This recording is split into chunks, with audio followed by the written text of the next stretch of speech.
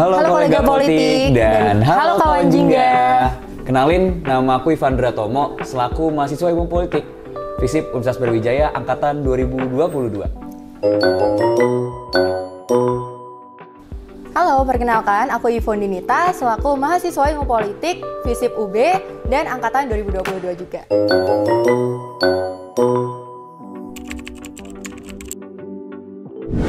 Aku sih dulu masuk di program studi ilmu politik itu lewat SBMPTN. Mungkin bahasa sekarang itu SNBT kali ya. Jadi dulu tuh aku memang pilihnya itu langsung di prodi ilmu politik di pilihan pertama di jalur SNBT. Kurang lebih sebenarnya kayak gitu sih. Sebenarnya aku juga sebenarnya pernah milih Ilkom UB juga, tapi itu di SNMPTN. Kalau bahasa sekarang tuh SNBP ya teman-teman ya. Tapi ketolak, cuma aku pilihnya tetap prodi ilmu politik di SBMPTN karena aku tertarik gitu tentang isu-isu politik, isu sosial, masyarakat, bahkan hukum juga. Kurang lebih kayak gitu sih. Nah, kebetulan sama banget nih Tom, aku juga itu sebelumnya pengen buat masuk Ilkom, tapi karena aku emang suka buat isu politik dan juga sering juga dengar dari orang tua, itu sering ngobrolin lah tentang isu politik, jadi tertarik tuh. Makanya waktu aku daftar UTBK, dan puji Tuhannya juga keterimanya waktu itu di jalur SBMPTN di ilmu politik FISIP UB gitu.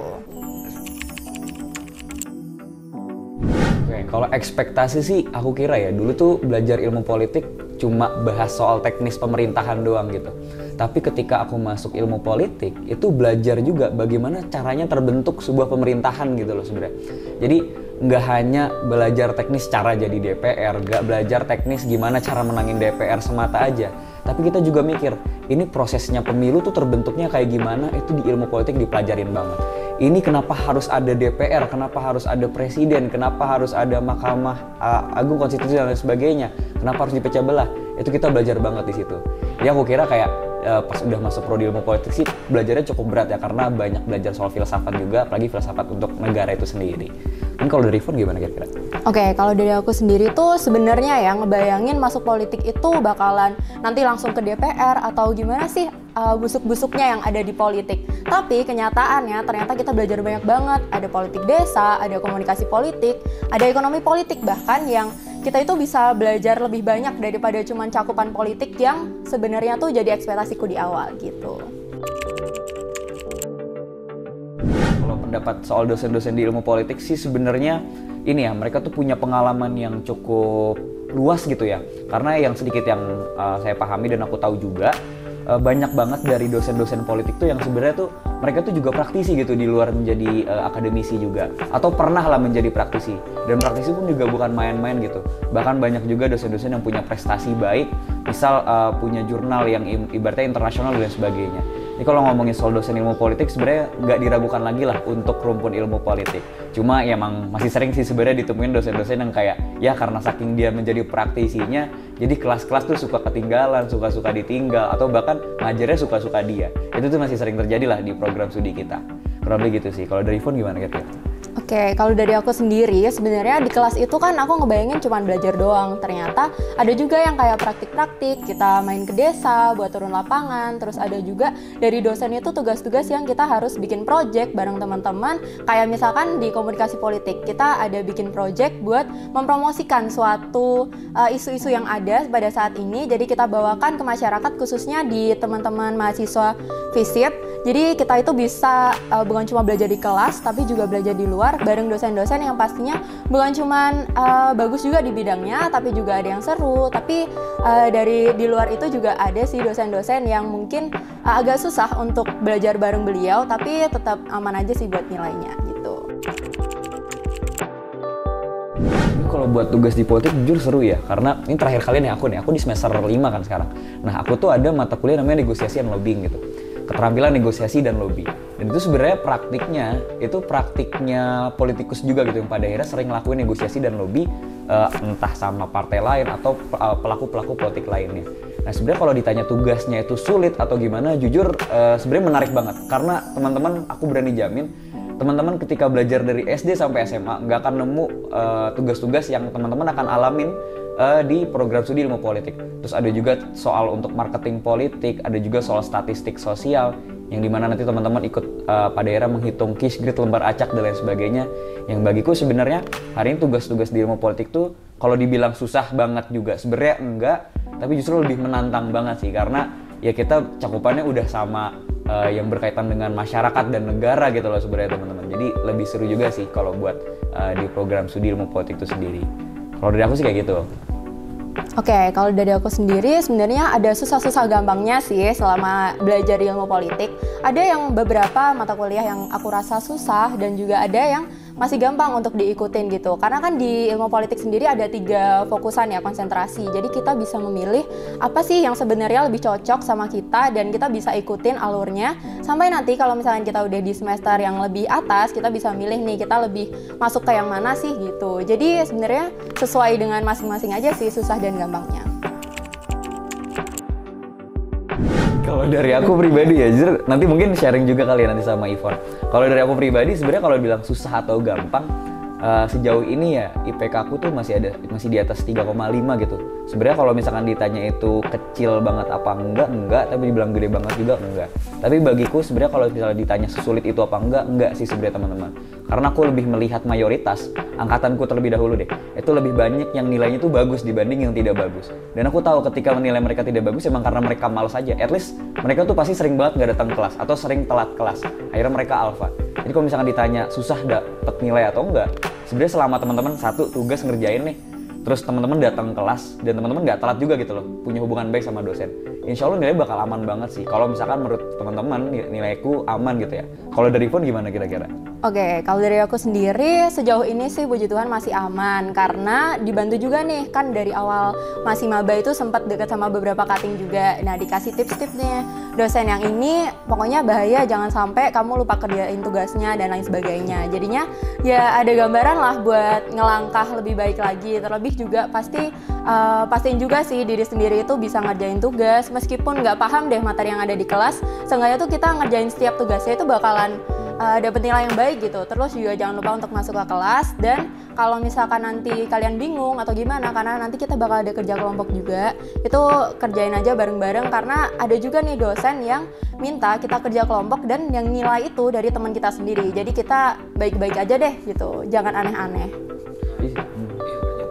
Ya selama memang teman-teman menjalankan kuliah secara normal aja teman-teman ya, kayak secara harfiahnya aja gitu, datang kelas, ngerjain tugas, UAS, UTS, ya pasti aman sih nilainya. Aku berani jamin pasti di atas 3,5 gitu. Bahkan ada dosen sebenarnya yang kayak ngasih syarat gitu, teman-teman gak usah ngerjain tugas, gak usah ngerjain UAS, teman-teman masuk kuliah aja deh gitu. Itu pasti masih dikasih nilai C atau D gitu. Sebenarnya itu masih lulus teman-teman, tapi dengan ada batas tertentu lah. Itu sebenarnya ada dosen yang kayak gitu. Jadi kalau misalkan ditanya susah banget apa enggak, harusnya enggak sih ya untuk program studi ilmu politik. Kalau lulusnya beda cerita lagi.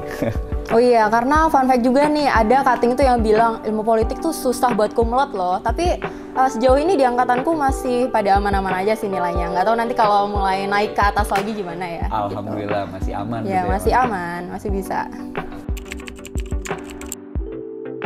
Nah ini jujur, ini pasti pertanyaan yang bakal relate banget sama siapapun itu yang tertarik atau bahkan akan terjebak di ilmu politik. Karena jujur, aku kan awalnya milih ilmu komunikasi gitu, suka dan tertarik di bidang marketing dan lain sebagainya. Tapi ujung-ujungnya aku masuk prodi ilmu politik yang bahasannya setiap hari berbicara soal rakyat, bicara soal negara, bicara soal aktivisme, bicara soal gender dan lain sebagainya. Yang itu sebenarnya juga, wah itu mungkin jauh ya bahasan-bahasan tersebut dari dunia kreatif gitu sebenarnya. Tapi kalau misalkan ditanya cara adaptasinya gimana, dariku pribadi ya, satu jelas join organisasi.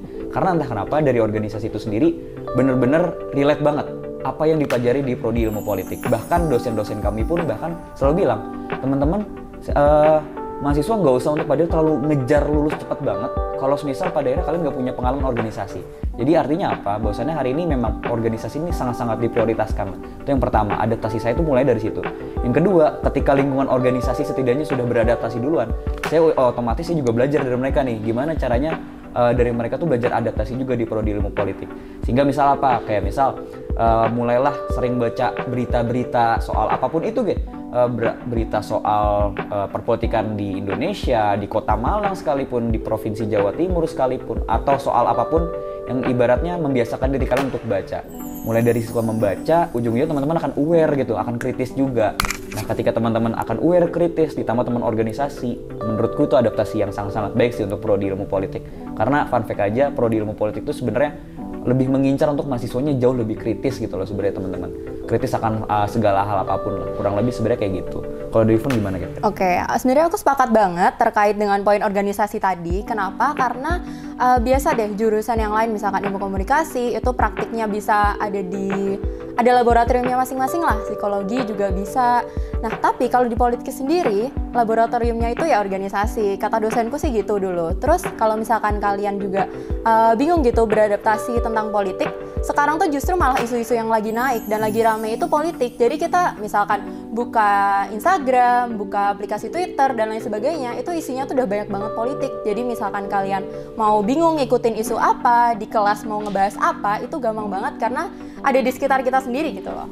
Iya sih, kayak nggak mungkin banget sih kalau misal ya ini deh mahasiswa atau kita siapapun itu ya, mau mahasiswa politik atau bukan, tuh nggak paham atau nggak tahu soal politik. Setidak-tidaknya teman-teman tahu dong kemarin capres tuh ada siapa aja gitu. Ada capres yang joget-joget, ada capres yang selepet-selepet, ada capres yang apa tuh? Ya intinya kayak gitulah, banyak lah teman-teman kayak gitu. Misalnya sesimpel dari teman-teman mengetahui hal tersebut, teman-teman coba kepoin hal-hal lain di belakangnya, itu juga sebenarnya akan membiasakan teman-teman untuk politik seperti ini, dan pengantarnya nanti akan bener-bener diajarin banget juga di program studi kita. Ya teman-teman kalau penasaran gimana sih caranya paham politik, masuk prodi politik juga gitu. Aku ikut hima politik itu dari aku semester 1 gitu. Jadi kurang lebih sekarang udah 3 tahun lah di hima politik. Kalau ditanya seberapa penting untuk berorganisasi, terlebih di hima politik, aku bisa dibilang secara skala prioritas itu sangat-sangat penting gitu. Kenapa? Karena hari ini bisa dibilang hima politik itu benar-benar sebagai laboratorium untuk berpolitik juga bahkan. Teman-teman ketika melihat banyaknya aktivitas-aktivitas politik di luar sana, teman-teman nggak akan kaget gitu ketika teman-teman hadir ke hima politik, melihat bahwasannya ternyata di sini juga ada laboratorium untuk melaksanakan hal tersebut gitu. Dan ketika ditanya hal itu negatif atau tidak, justru tidak. Karena hal itulah yang teman-teman pelajari di kelas dan akan teman-teman tuangkan di luar kelas, kurang lebih seperti itu. Seberapa penting? Sangat penting, karena aku bilang tadi ilmu politik juga selain belajar soal politik, di soal kepemimpinan juga. Dan juga bagaimana belajar soal pengelolaan kelompok, belajar juga bagaimana negosiasi lobbying atau dilihat komunikasi, sehingga apa poin-poin tersebut itu sebenarnya sangat-sangat tertuang di organisasi. Bagaimana teman-teman memimpin sebuah program kerja, memimpin sebuah departemen, divisi atau himpunan itu sekaligus, atau teman-teman belajar bagaimana caranya menegosiasikan dengan teman-teman satu departemen atau teman-teman di luar himpunan untuk mencapai kesepakatan bersama dan lain sebagainya. Sehingga bagi saya sebenarnya cukup penting ya untuk ikut di himpunan mahasiswa ilmu politik, terlebih bagi teman-teman mahasiswa ilmu politik itu sendiri. Pun saya juga aku juga nggak menutup akses lah buat teman-teman kalau misalkan emang mau berorganisasi di luar hima politik juga. Banyak kayak di BEM, kayak di YM, di DPM atau dimanapun itu, yang memang sebenarnya itu adalah semuanya bagi kami itu adalah wadah sih untuk teman-teman belajar, apalagi mahasiswa ilmu politik, kurang lebih kayak gitu. Kalau dari Ivon gimana Kevin? Oke, kalau dari aku sendiri, hima politik itu aku udah join sejak dari staf magang ya. Nah, kayak yang udah aku tadi bilang, kalau misalkan kita tuh bisa dapet relasi ke kating-kating, bisa nanya-nanya terkait mata kuliah ini gimana sih kak, dosen ini gimana sih kak, dan kehidupan kuliah yang mungkin lebih luas gitu, terkhusus untuk kita yang baru kenalan sama dunia kuliah. Nah, mungkin untuk teman-teman yang POV-nya masih baru mau kuliah nih, bisa banget buat ikut hima politik. Kenapa? Karena hima politik itu nggak jauh-jauh sih sama OSIS. Mungkin nanti dulu di SMA pernah ikutan OSIS gitu. Karena nanti kita di sini juga bukan cuma berorganisasi, tapi juga bisa dapat teman-teman baru dan juga menjalankan program kerja yang pastinya bakal nyambung juga kok sama apa yang kita pelajarin nanti di kuliah gitu. Somehow sih aku ngeliatnya ya kalau misalkan di prodi itu mencetak untuk bagaimana caranya anak-anak ini kritis. Sedangkan yang bisa kita tahu juga kritis adalah salah satu aspek yang perlu dimiliki sama pemimpin gitu kan. Nah akhirnya di hima politik juga menghadirkan mencetak untuk anak-anak bisa menjadi pemimpin. Jadi match banget aja gitu loh teman-teman, ketika teman-teman di prodi belajar soal bagaimana berpikir kritis, bagaimana cara menjadi orang kritis dan sebagainya, di organisasi belajar menjadi pemimpin, terlebih pemimpin yang kritis. Jadi akhirnya kalau misalkan dilihat coraknya tuh kayak anak-anak hima politik biasanya di luar tuh melalang buana gitu, mereka jadi pemimpin-pemimpin gitu di organisasi-organisasi lain. Kayak orang lebih sih kayak gitu sih sebenarnya hima politik. Terus fun fact juga nih, biasanya kan anak-anak baru masuk kuliah tuh takut gitu untuk gimana ya cara aku bisa berkomunikasi dengan baik, cara aku bisa memimpin. Nah, di sini di organisasi itu kita bisa belajar buat gimana caranya berkomunikasi dengan baik, public speaking, dan juga nantinya kita bakalan mendapatkan tanggung jawab gitu untuk sebagai pemimpin yang memimpin misalkan dari divisi atau bisa memimpin dari program kerja begitu. Oke, aku satu ya.